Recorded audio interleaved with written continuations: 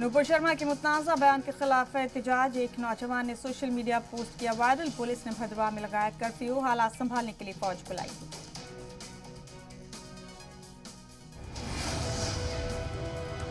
जुमे की नमाज से कबल कानपुर में दफा 144 नाफिज। 1 जुलाई तक नाफिज रहेगी दफा 144। हेट स्पीच के मामले में दिल्ली पुलिस ने नूपुर शर्मा और ओवैसी समेत 33 लोगों पर दर्ज किया एफआईआर। ओवैसी का तंज, कहा पहली ऐसी एफआईआर देखी जिसमें गुनाह नहीं लिखा। सोशल मीडिया को लेकर भी निगरानी बरतने के हुक्म। इश्तियाल अंगेज पोस्ट पर पुलिस और इंतजामिया की सख्त नजर। 4 रियासतों की 16 राज्यसभा सीटों के लिए वोटिंग। हरियाणा की 2, राजस्थान और कर्नाटक की 4 तो महाराष्ट्र की 6 सीटों पर घमासान।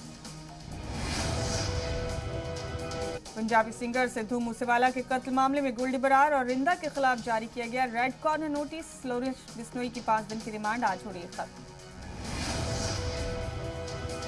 सलमान खान को धमकी देने के मामले में खत भेजने वाले शख्स की हुई पहचान। लॉरेंस बिश्नोई के खास विक्रम बरार ने ही भेजा था खत। लॉरेंस बिश्नोई गैंग ने पब्लिसिटी के लिए दी सलमान खान को धमकी। गिरफ्तार हुए महाकाल ने किया इंकशाफ। आज गुजरात के दौरे पर रहेंगे वजीर आजम मोदी और वजीर दाखिला अमित शाह।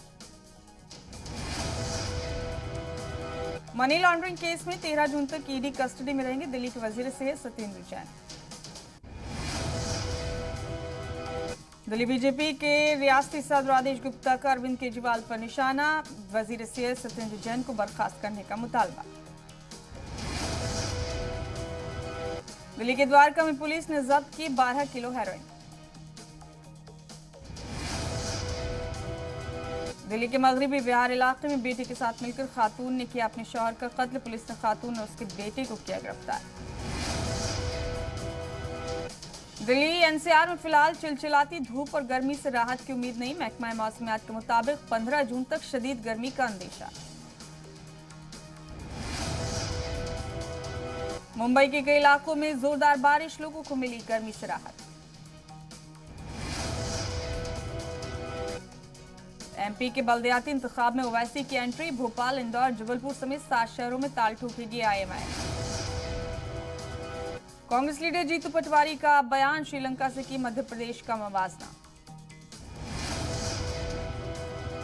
इंदौर में मां बेटी पर तेंदुए ने किया हमला। तेंदुए ने ली 7 साल की बच्ची की जान।